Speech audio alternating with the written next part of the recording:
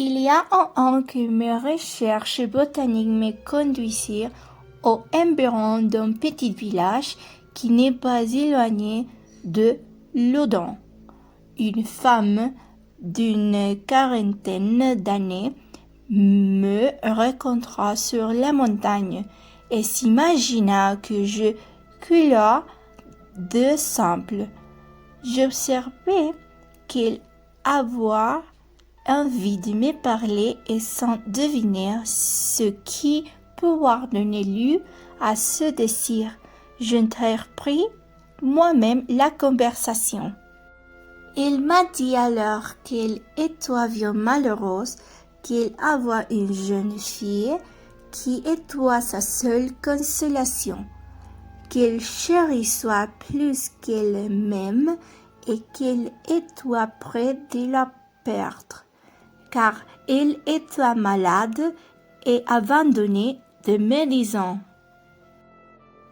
Ensuite de cela, elle me pria en pleurant de la visiter et de ne lui pas refuser mes secours.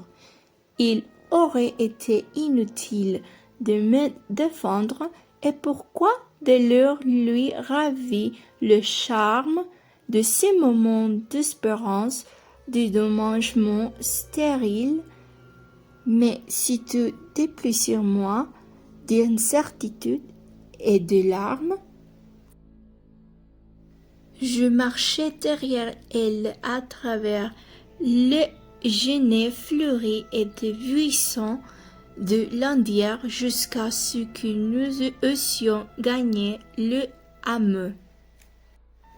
Enfin, il me montra le seuil de la cabane et j'entrai dans la chambre où sa fille reposait sur un vieux lit de sangle entre deux rideaux verts. Elle était appuyée sur un de ses bras, ses jouets étant hagards, ses yeux rouges et brûlantes, sa bouche.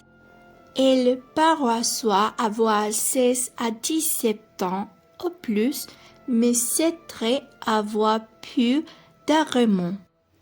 On y remarquait seulement cette expression touchante et passionnée qui a le pouvoir de tout embellir. Susan lui dit sa mère. Voilà, un monsieur de grande Savoie qui remonte ton mal. Susan se tournó vers la muraille en souriant doucement. Susan continuait, je me parole de sa main. Ne vous abandonnez pas sans défiance en Dieu. Il y a des remèdes pour tout. Elle souleva sa tête et me regarda fixement. En examinant quelque temps le caractère de votre maladie, je trouvai sans doute les moyens de vous soulager. Elle sourit de nouveau et retira son main de la mienne avec un léger effort. Sa mère sortit. Je ne sais quelle chose s'éloigne par de moi.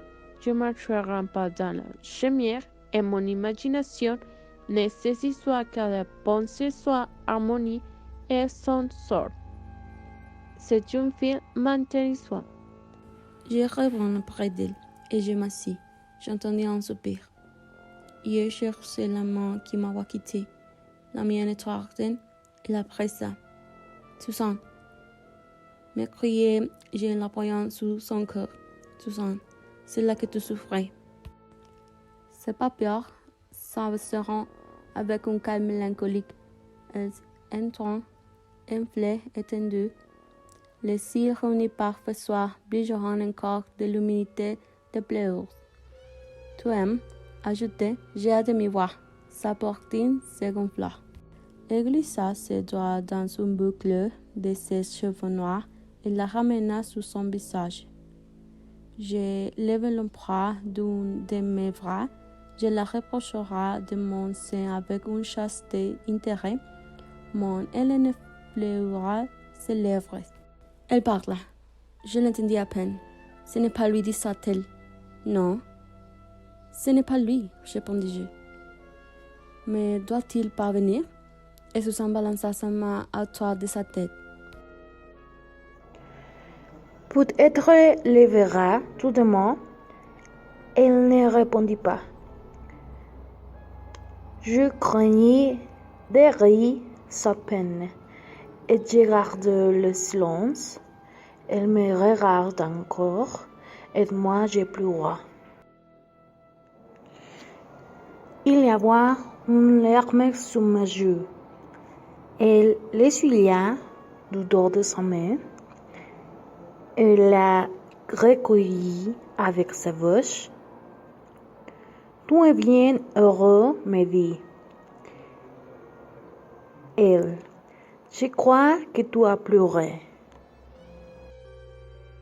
Et puis, en observant davantage, elle ajouta: Je t'aimerai car tu as une âme d'ange.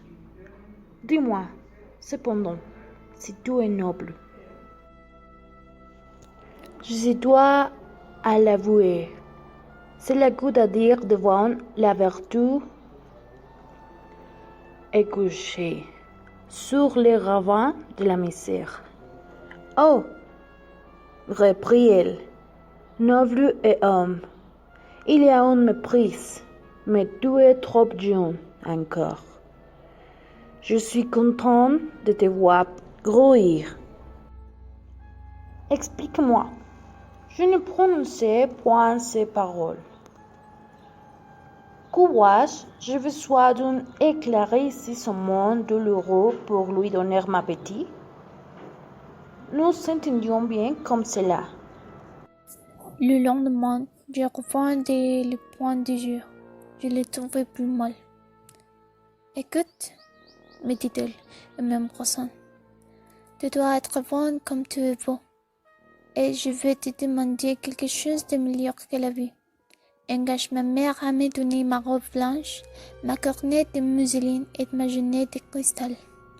Qu'elle me perve dans le jardin et tire près du ruisseau. C'est aujourd'hui l'anniversaire de ma naissance.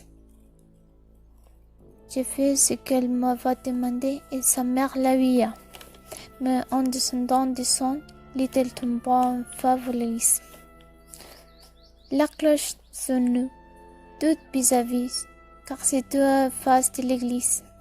Sa mère lui dit: Vois-tu bien, c'est le mariage de Frédéric, et si tu n'es pas malade, tu danseras comme les demoiselles dans les grandes salles du château.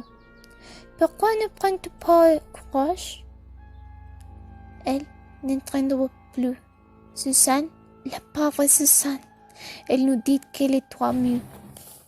Nous nous approchons de la porte, sa mère et moi. Pour voir passer la fiancée.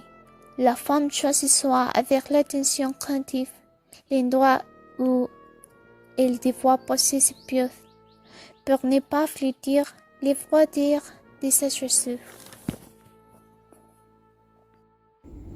Tous ces mouvements étaient pénibles et apprêtés. Tous ces gestes superbes étaient tenus dans ses pas, dans ses regards, dans l'arrangement de ses cheveux. Dans le pli de ses vêtements, il n'y avait que symétrie. Oh, que le soin d'une fête simple et d'une cérémonie commune lui inspirant de dégoût. Frédéric venait après, ses grands sourcils les toits baissés, sa poitrine négligée, sa démarche lente et soucieuse. En passant devant la maison, il ajoutait les joues d'un air sombre et mécontent. Il recula d'un demi-pas en se mordant les lèvres, et fila un bouquet qu'il tenait dans ses mains, et puis reprit sa route et l'église s'ouvrit. Je dois demeurer seul, et j'ai réfléchi sur cela quand j'entendis un long cri. Je courus, la mère était à genoux, la fille était couchée. Êtes-vous sûr? Regarde, me dit la mère. Suzanne était morte, froide, sans couleur, déjà toute inanimée. Je la touchai, elle était froide. Je prêtai la roelle encore pour m'assurer qu'elle ne respirait plus. Voilà ce que je vous donne ce village, au environ de l'odeur.